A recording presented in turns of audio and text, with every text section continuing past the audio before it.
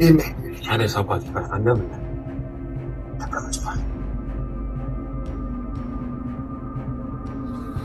ሐምለን ልጅ ከመጣው ስለቆየው በጣም ይከታ።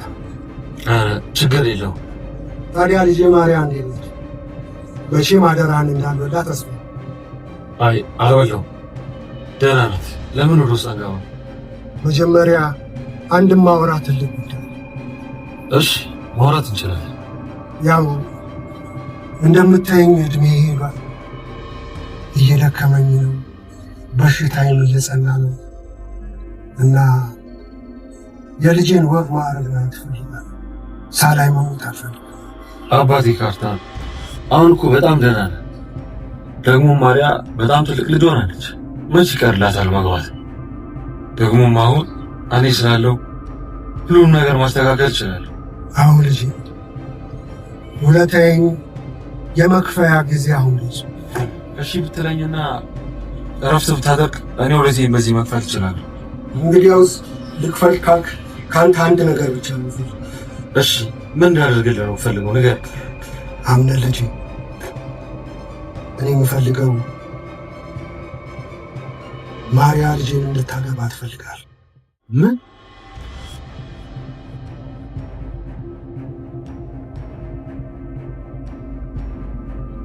ቆይ ቤሊ እኔ ለመግደል ነው ወደ ቤት ተጠቅምበታለሽ?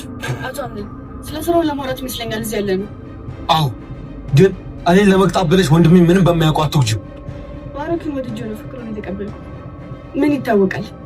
ፈጣሪ እኮ ሲወደን ነው ሁሉን ነገር መርሻ ሰው የሚሰጠን። አይ ከሆነ ጥሩ፣ ዋናው አንቺ ደስታ ነው። ስላሰብክልኝ አመሰግናለሁ። ግን ደግሞ ከዚህ በኋላ ታስብልኝ አልፈልግም። አሁን ወደ ተገናኘንበት ጉዳይ እንግባ። እሺ ይቅርታ፣ ማይመለከተኝ ስለወራ። ችግር የለውም።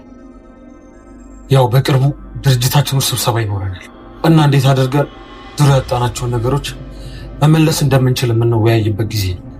ሌላው እንዴት አድርገንም ደግሞ ትርፋማ እንሆን በሚል ነው ስብሰባ።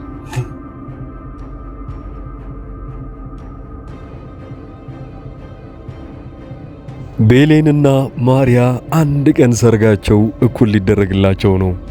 እስቲ አምናን የማርያን አባት ሰርጉን በጭራሽ መቀበል የለበትም የምትሉ አንዳንድ ቁጥርን እየተጫናችሁ ድምጻችሁን አሰሙን።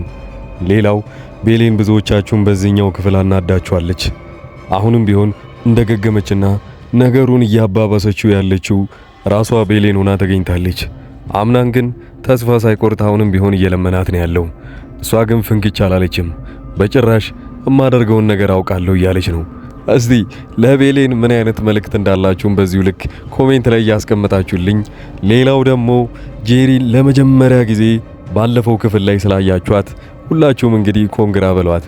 ነገር ግን በሚያሳዝን ሁኔታ ጄሪ በጣም እየተቆሳቆለችና ያለፈውን ጊዜ ያደረገቻቸውን ተንኮሎችም ቢሆን መጥፎ ነገሮች በጣም እንደጸጸቷትና ከዚህ በኋላ ነገሮችን ለማስተካከል ስትል ፈጣሪዋን አንድ እድል እየጠየቀች ነው ያለችው። ለጄሪ አንድ እድል ይሰጣትና ወደና አምናም ቤተሰብ ውስጥ ትቀላቀል የምትሉ አንዳንድ ቁጥርን ተጫኑ። በሌላ በኩል ደግሞ አይ ጄሪ እንደ ድሮ ባህሪዋ ነችና መቼም ቢሆን ከዚህ ባህሪዋ አትመለስምና አምናንም ጋር ሆነ ቤሌን ጋር መቀላቀል የለባትም እንደዚሁ እየተሰቃየች ትኖር የምትሉ ደግሞ ሁለት ቁጥርን ተጫኑት። ሌላው እንግዲህ እሷ ጋር ያለችው ሙስጠፋ እሷ ቤት ውስጥ እያሳደራትና ነገር ግን ከዚህ በፊት ላጠፋችው ጥፋት በጣም አድርጎ እየቀጣዋት ነው ብለው ቢያስብም ግን የበፊቱን ትውስታ እያስታወሰ ምን ያህል እንደጎዳችው እያየ አሁንም ቢሆን እያሰቃያት ነው። ሙስጠፋ ልክ እያደረገ አይደለም። ጄሪ ቢሆንም እኮ ትንሽም ነገር ቅንጣት ታክልም ቢሆን ውስጧ ውስጥ ትንሽዬ የዋህነት እንዳለ ከዚህ በፊት አሳይታን ነበረ። ወደና አምናን ጉዳይ ስንመለስ እንደተፈራውም ያው የማርያ አባት ወደ ቤታቸው መጥቷል። ይሄኔ ደግሞ በደንብ ከዚህ በፊት እያደረገ ያለውን ከአምናን ጋር ቁጭ ብለው ሲያወሩ ውለታህን የምትከፍልበት ጊዜ ደርሷል ሲለው አምናን ምን እንደሆነ ገና ሳያቅ እኔ በዛም አለ በዚህ አንተን ውለታ ለመክፈል ስዘጋጅ ነበረ አንድ እድል እንኳን እንዲሰጠኝ ያኔ ያ ማለት እንግዲህ ውለታህን እከፍላለሁ ብዬ አስባለሁ ይለዋል። ይህንን እንግዲህ አምናን ራሱ ላይ ከበድ እያደረገ የመጣው የሚጠየቀውን ጥያቄ እንዳለ እምቢ የማይልበትን መንገድ በራሱ መንገድ ዘግቶታል። ነገር ግን መጨረሻ ላይ አባቷ የጠየቀው ነገር ማርያን እንድታገባት ወይንም ልጄን እንድታገባት እፈልጋለሁ ሲለው በጣም ነበረ የደነገጠው። በዚህ ሁኔታ ላይ አምናን እምቢ ላይልበት የሚችለው መንገድ የመጀመሪያው ከዚህ በፊት ውለታ ስላለበት ብቻ አይ በጭራሽ ይህንን ነገር ማድረግ አልችልም ብሎ እንደው ወስኖና ቆፍጠን ብሎ ያንን ነገር ለማርያ አባት መመለስ አይችልም። ታዲያ እሺታውን ከተቀበለ በኋላ ሁሉም ሰዎች እዛ ቤት ውስጥ በቅርቡ የማርያና የአምናን ሰርግ እንደሚደረግ ሲሰሙ ቤሌንም ብትሆን እልህ ውስጥ ስለነበረች መጀመሪያውኑ የባሮክንና የራሷን ሰርግ ወይ እኩል በእነ አምናን ሰርግ ቀን ታደርገዋለች አሊያም ደግሞ ከነሱ ቀድማ ሰርግ የምታደርግ ይሆናል። ከዛ በፊት ግን አምናን ጭንቀት ውስጥ እንደገባ ቤሌን በትንሹም ቢሆን አውቃለች። ያው የድርጅቱ ሰነድ ቤሌን እንደተሰረቀ የምታውቀው ነገር አልነበረም ከዚህ በፊት እንደተነገራት ከሆነ። አሁን መሃል ላይ ግን ወደ ድርጅቱ ባሮክ ቤሌንም መግባት አለባት ብሎ ከነገራት በኋላ እያንዳንዱ ድርጅቱ ላይ የሚፈጠሩትን ነገሮች ቤሌንም ማወቅ ስለነበረባት ይህንን ነገር ስትሰማ ወደ ኋላ ነበረ ሸሸት ያለችው። እንዲህ አምናንን እንደዚህ እልህ ውስጥ ገብቼ ሳስጨንቀው የነበረው ሌላ ጭንቀት እያለበት ነው እንዴ ብላ እንድታስብ ያደርጋታል። ነገር ግን አሁንም ቢሆን ወደ ኋላ አላለችም። አብዛኞቻችሁ በቤሌን ውሳኔ ተናዳችኋል። ምክንያቱ የነበረውም እንዴት ይህን ያህል ጊዜ እልህ ውስጥ ትገባለች? አሁን ላይ ግን ለአምናን በጣም ትልቁ ከባድ ነገር እንደ ከዚህ በፊቱ ከጄሪ ጋር እንደተጋባው በቀላሉ የሚፈታው አይነት ሰርግ አይደረግም። እሺ ብሎ ከተቀበለውና ማርያን የሚያገባት ከሆነ መቼም ቢሆን ከዛ ትዳር ውስጥ መውጣት አይችልም። አንደኛ አባትየው እንደዚሁ ቃል እንዳስገባው መሰረት ልጁን የሚጎዳት ከሆነ አምናንን ሁላ ሊበቀለው ይችላል።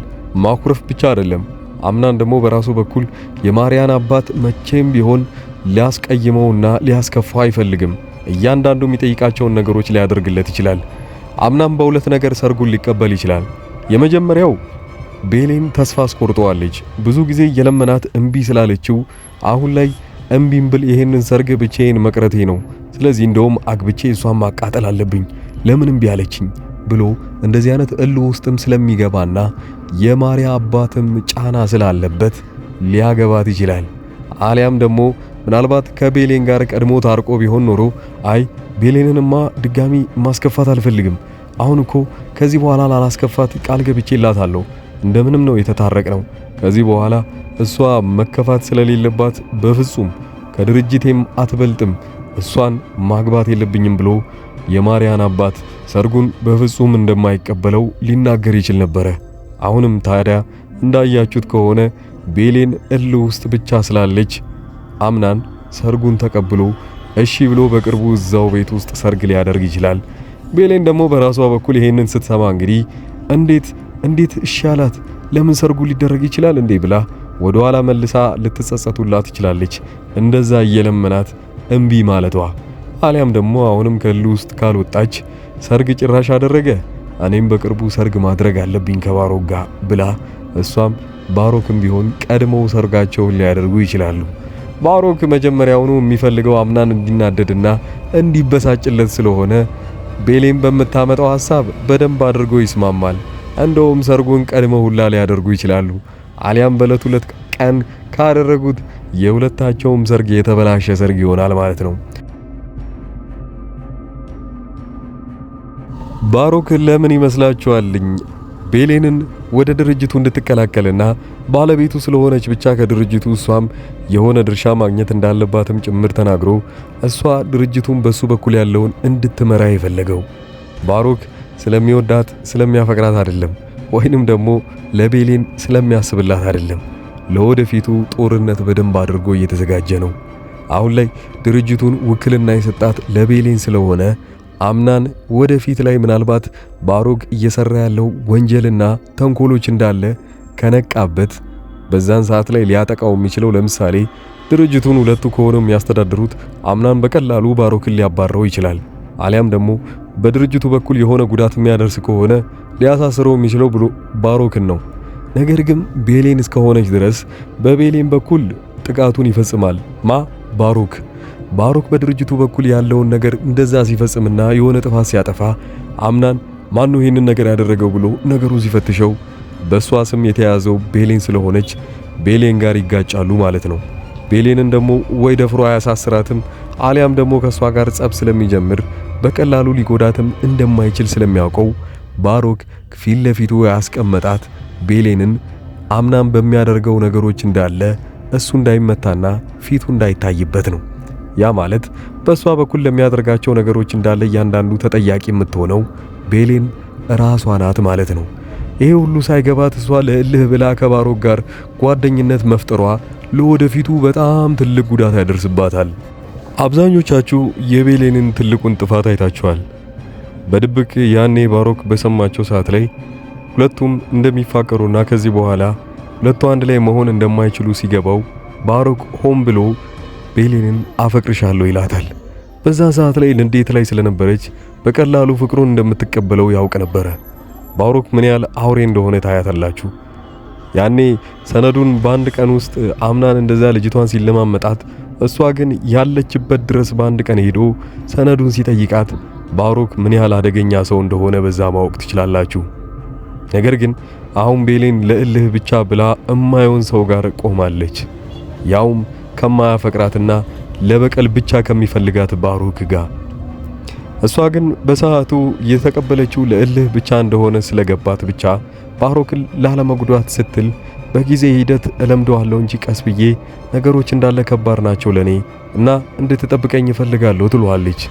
ይሄን ያለችው የመጀመሪያው ነገር ከባሮክ ጋር መለማመድ ስለምትፈልግ ነው። ነገሮችን በችኮላ እንዳደረገች ራሷም ስለምታውቀው ባሮክን ምንም አያውቅም እንዳይጎዳ ብቻ ብላ ስለምታስብ ነው። አምናም በዚህ በኩል ባሮክ ሌላ ሰው ቢሆን ኖሮ እስካሁን ድረስ ከዛ ቤት አባሮታል። ነገር ግን ገና ወደ ቤት ሲቀላቀል ወንድሜ ብሎ ስለተቀበለው ብቻ አሁን ላይ ለሚያደርጋቸው ነገሮች እንዳለ ስህተት እየሰራ ነው ብሎ አያስብም። እንደውም ይበልጡኑ ሊያግዘው ነው የሚፈልገው።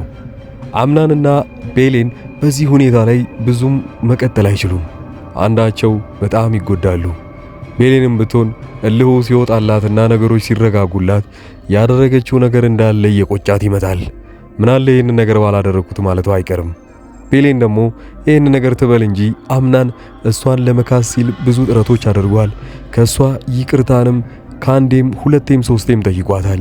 ነገር ግን ከዚህ በፊት ያደረጋት ነገሮችን እያነሳች እየወቀሰችው አሁን ለነዛ ነገሮች እንዳለ ጊዜው መክፈያ እንደሆነ ትነግረዋለች። ወደ ኋላ ዞር ብሎ ነገሮችንና ያሳለፋቸውን ነገሮች አምናን ለማስተዋወስ ይፈልጋል።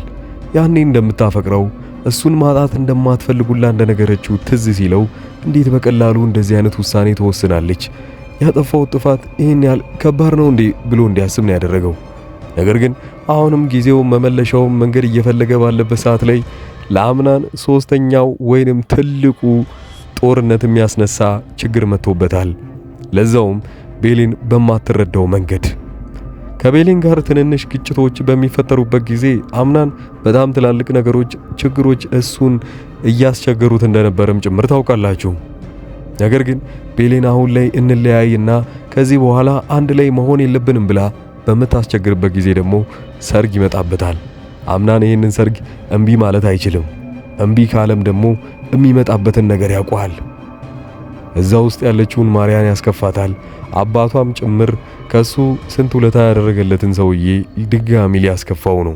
አምናን እምቢ ማለቱን ተከትሎ የሚመጡ ችግሮች አሉ። ለምሳሌ ደፍሮት በቃ እምቢ ይህንን ነገር መቀበል አልችልም፣ እኔ እስከ ዛሬ ድረስ እንደ እህቴ ነበር ሳያት የነበረው፣ ይህንን ማድረግ አልችልም፣ እሷም ሳታማክረኝ ነው ይህንን ነገር ያደረገችው ብሎ ይናገራል። ያኔ የማርያ አባት በጣም ያዝንበትና ነገሮችን እዛው ጥሎና ወዲያውኑ ይህንን ቤት ለቀውለት እንደሚወጡ ከማርያ ጋር ይህንን ነገር ያበስረዋል። አምናን ግን ይህንን ነገር መቀበል ስለማይችል ምናልባት ያኔ ሐሳቡን ቀይሮ ላስብበትና የተወሰነ ጊዜ ይሰጠኝ ማለቱ አይቀርም። እባክህን ወደፊትም እምቢ ማለትህን የምታበስረኝ ከሆነ ካሁኑ ብትነግረኝ ይሻላል ማለት። ይህንን ነገር ደግሞ የማርያ አባት ለሱ የሚነግረው በደንብ ተጠንቅቆበትና እሺ ብቻ መልሱ እንዲሆን ነው የሚፈልገው። ያ ማለት እንግዲህ እንደዛም ሆኖ ሰርጉን የማይቀበለው ከሆነና እሷን እንደማያገባት ከተናገረ ማርያም ቢሆን አባቷ ከዛ ቤት ለቀው ወዲያውኑ ይወጣሉ። የአምናን ሀያትም ታቆርፈዋለች፣ ክፉኛ ትዘጋዋለች ማለት ይቻላል።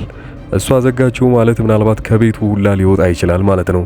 እስካሁን ድረስ እየኖረ ያለው በሀያቱ ቤት ስለሆነ ይሄ ሁሉ ነገር እንዳይፈጠር ብሎ አምናን ይከብደውና በዛ ላይ በቤሌንም ተስፋ ስለቆረጠ እሷም እየተቀበለችው እንዳልሆነና ሌላ ጓደኛ እንደያዘችም ጭምር ስላወቀና እልህ ውስጥ እንደሷ ገብቶ ልክ እንደ ቤሌን ከዚህ በኋላ እኔም እንደሷ ማድረግ አለብኝ ብሎ ሰርጉን ሊቀበለው ይችላል።